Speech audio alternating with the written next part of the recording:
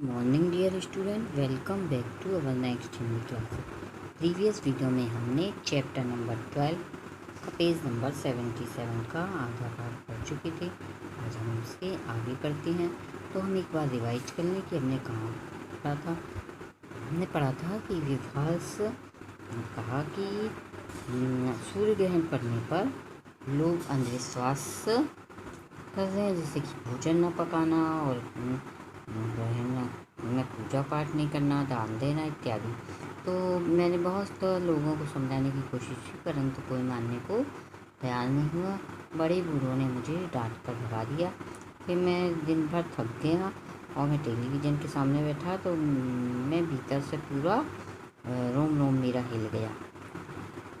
क्योंकि कर्नाटक के में एक स्थान था जहाँ पर ग्रहण के समय छोटे छोटे बच्चों को, जो विकलांग थे, 6 से 10 बजे तक 4 घंटे मिट्टी में दबाया गया था। कहाँ तक? गर्दन तक। और धूप में बिलबिला रहे थे।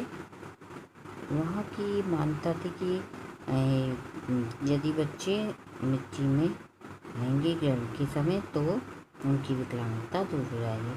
अब मैं बच्चे बिलख रहे थे, माता पिता कुछ भी नहीं सुन रहे थे और मुझे समझ में नहीं आ रहा था कि ये कुप्रथाओं का अंत कब होगा। अब हम इसके आगे बढ़ते हैं। अंधेरे में कभी अंत नहीं होगा। क्या हम अपने अंधेरों से कभी बाहर नहीं निकल पाएंगे? है ना? क्या बोल रहा हूँ, हम कभी अब अंधेरों से बाहर नहीं निकलेंगे। हम कैसे इतना बड़ा अत्याचार अपनी संतान के साथ कर सकते? उनके साथ हम अत्याचार कर रहे हैं, उनको परेशान कर रहे हैं, अपनी संतान को। मैं सन्न रह गया। जी करता था कि सब कुछ बदल डालूं, विद्रोह की आग लगा दूं, पर कैसे? मेरा जी क्या कर रहा था?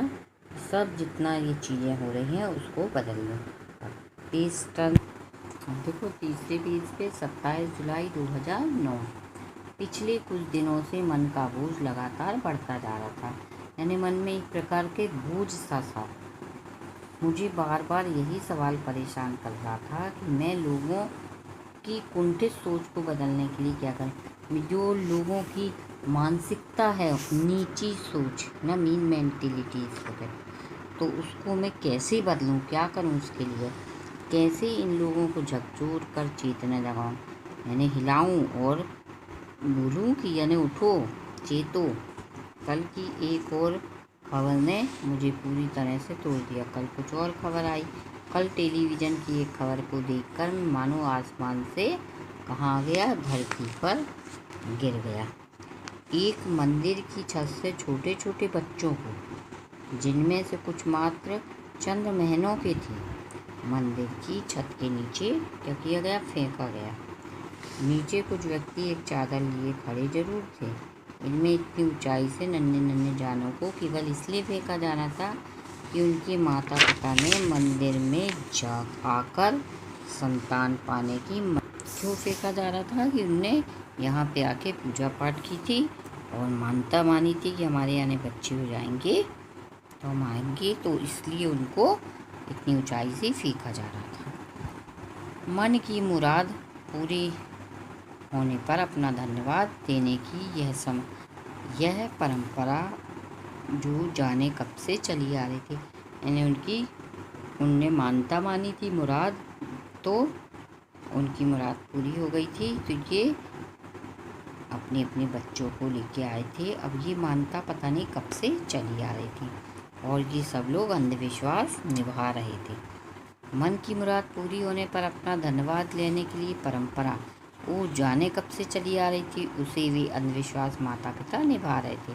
उन्हें इस बात की चिंता भी नहीं थी कि इस दकियानुसी परंपरा को पूरा करने में उन मासूम बच्चों की जान भी जा सकती है ना? और इतनी ऊंचाई से नन्ही सी जान को फेंकने पर उन्हें जो मानसिक सदमा पहुंचा होगा, उसकी ओर तो किसी का ध्यान ही नहीं था। इस प्रकार के समाचारों से तो मैं पूरी तरह से बिखर गया, टूट गया एकदम। इसी उधेड़ में सो तक नहीं पाया। आज विद्यालय की बाल सभा में मैंने अंधविश्वास का मुद्दा उठाया, है ना? मैंने बाल सभा में क्या उठाया कि ये अंधविश्वास का प्रश्न उठाया वहाँ पे, जब बाल सभा हुई सूर्य ग्रहण में बच्चों को भूमि में दबाने, उसके बाद उन्हें ऊपर से नीचे फेंके जाने की घटना से मैं बहुत विचलित था। मेरा मन यानी बहुत परेशान था। मेरे सहपाठी साथी भी मेरे विचारों से पूरी तरह सहमत थे। हम सब ने मिलकर यह निर्णय लिया कि हम एक विश्वास दल बनाएंगे और जो अंधविश्वास और रूढ़ियों को सदियों से चली आ रही गलत परंपरा के विरुद्ध अभियान छेड़ेगा। यानी अभियान चलाएंगे एक कि ये परंपरा को अब तोड़ो, ताकि हम लोगों की वैज्ञानिक सोच को जागृत कर सके तथा गलत रूढ़िवादी परंपराओं का त्याग करने के लिए उनसे आग्रह कर सके। हमारे विश्वास दल का गठन उसको बनाया गया और उस दल का अध्यक्ष मुझे ही चुना गया। हमने कई योजना आज ही बना ली, जिसमें हम जनसाधारण तक पहुंचने का प्रयास करेंगे, उन्हें सचेत करेंगे। छुट्टी के दिनों में हम नुक्कड़ नाटक करेंगे, प्रभात फेरी निकालेंगे और जागरूकता के गीत गाएंगे। इतना ही नहीं, हम बच्चे मिलकर अपना एक अखबार भी निकालेंगे जिसका नाम था विश्वास। हम लेख, कथा, कहानी या कविता के माध्यम से जनमानस को जागरूक करने का प्रयास करेंगे। इस कार्य के लिए हमें स्कूल के शिक्षक, अभिभावक समूह से धन की सहायता का